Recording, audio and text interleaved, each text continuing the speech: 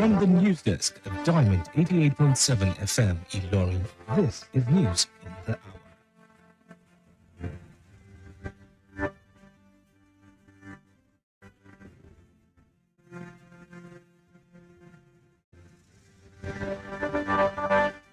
Hour. Declares today work-free ahead of tomorrow's local government election. Federal government to probes Plateau mine tragedy. Chief of Defense Staff launches Operation Savannah Side in Kwara. Russia's lawmaker jailed over post-Morgan presidency guide. Moving on to the World Sports Super Falcons opens camp in Yaoundé next week for Women's Cup of Nations. Good 87 FM, Ilorin, Kwara State, Nigeria. I am Precious AFOLABI. We'll bring you details of the news after this short break, please. We'll be right back. We often think that mental health breakdowns sound like this. I'm emotionally stressed. I'm emotionally downcast. I am so confused of They can sound like this. Don't make us up because they laugh and they smile. Then check on your friends and be kind to everyone else. Ilorin.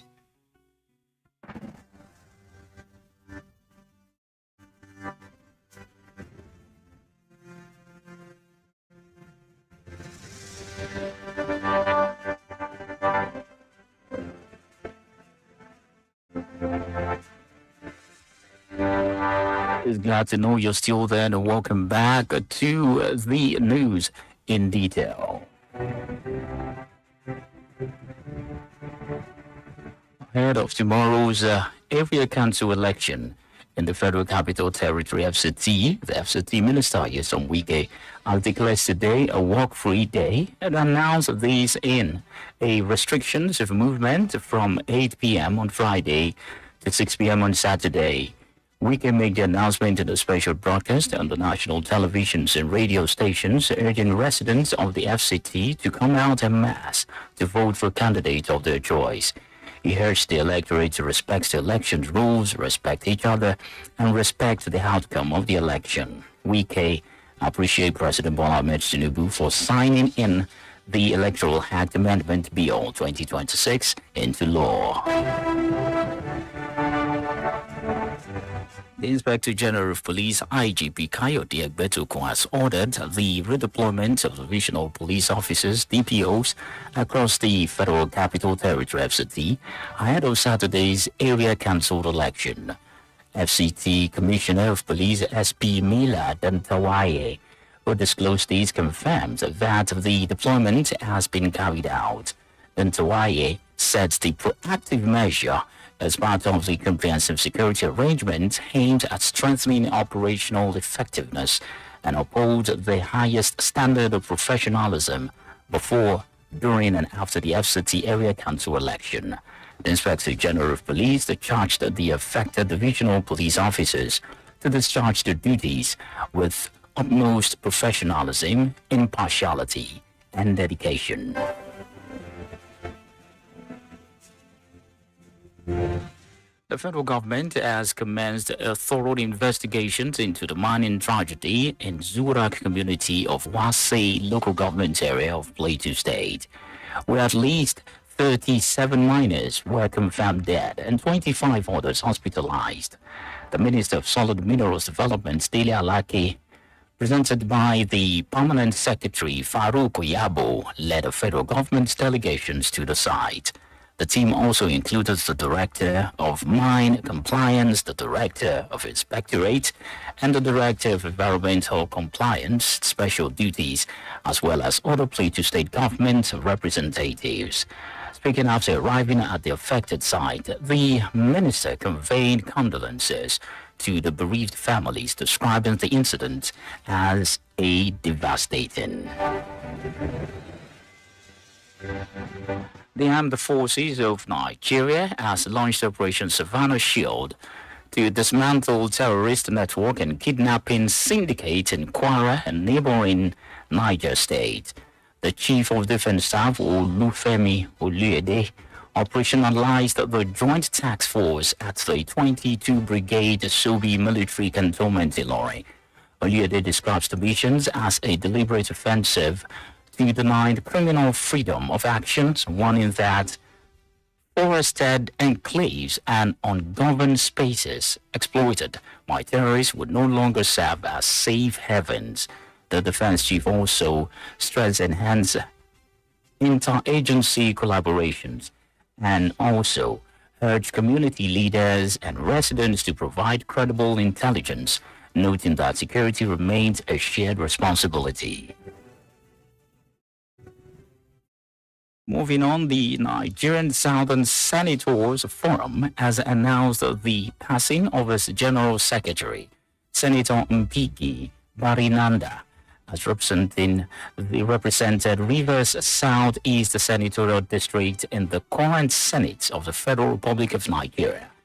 In a statement signed by the chairman of the forum, Senator Makbile Adekokumbo Abiru, the forum describes his death as a profound loss to the Senate, Rivers State, and the nation.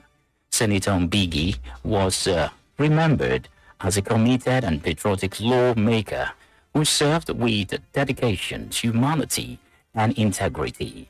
The forum commiserates with the family, his constituents, and the government and the people of Rivers State, and pray that God grant his soul eternal rest and comfort all to those that mourn. The news is reaching you from Diamond 887 FM, Ilorin, Kwara State, Nigeria. We're going to break now. When we return, we'll bring you foreign and sport news. Please stay with us.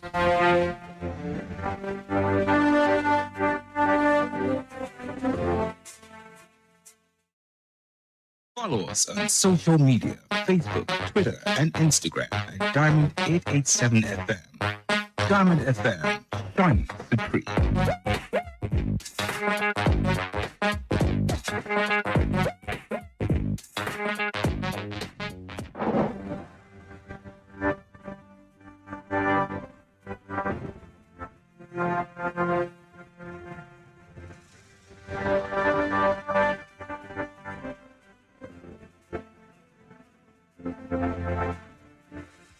Welcome back. You're still listening to the news on the hour. We're reaching you from Diamond 887 FM, Ilorin, Kwara State, Nigeria. And on to the international scene, a Tunisia court has sentenced a lawmaker, Hamid Saidani, to 8 months in prison over social media posts mocking President Kais Saied following recent deadly flood. Ahmed Kaisani said was arrested earlier this month after the posted on social media about the site's visits to flood areas, calling him the supreme commander of sanitation and rainwater drainage. Saidani lawyer Hussein Uddin Ben Attah told newsmen that his client was being prosecuted under a telecommunication law against harming others via social media, an offense punishable by up to 2 years in prison. And now moving on to the world of sports, the Super Falcons of Nigeria will open camp in Yaoundé, Cameroon next Wednesday ahead of their double-headers friendlies against the indomitable Lioness of Cameroon. Head coach Justin Madugu has unveiled the 25-player squad for the games. The players are expected to fly directly to Yaoundé from the next time to their respective bases. Nigeria and Cameroon will use the friendlies as part of their preparations for the 2026 Women's World Cup of Nations. As the Super Falcons are drawn into Group C with debutant Malawi, Zambia, and Egypt. The competitions will run from March 17th till April 3rd, 2026. With that, we have come to the end of the news on the hour. But before we go, here's the recap of the major highlights.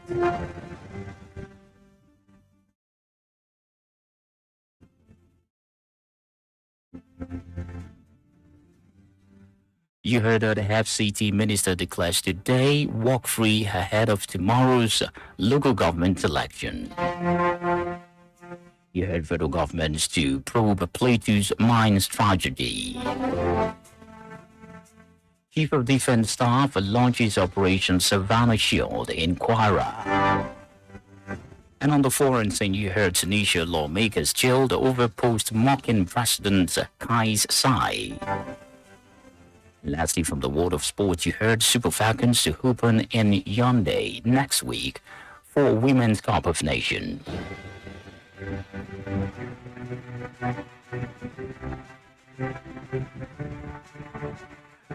Do you know segments? Do you know on this day, in 1999, the National Assembly elections was held across the country, which was contested by three political parties, namely People's Democratic Party, PDP, Alliance for Democracy, AD, and All People's Party, APP.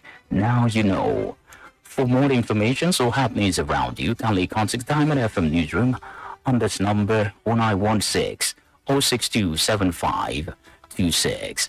The news on the hour was edited by Abiodun Akinomi, and I am Precious AFOLABI. Many thanks for listening to your Shining Supreme Station. Please do note that the Yoruba version of the news will be coming soon.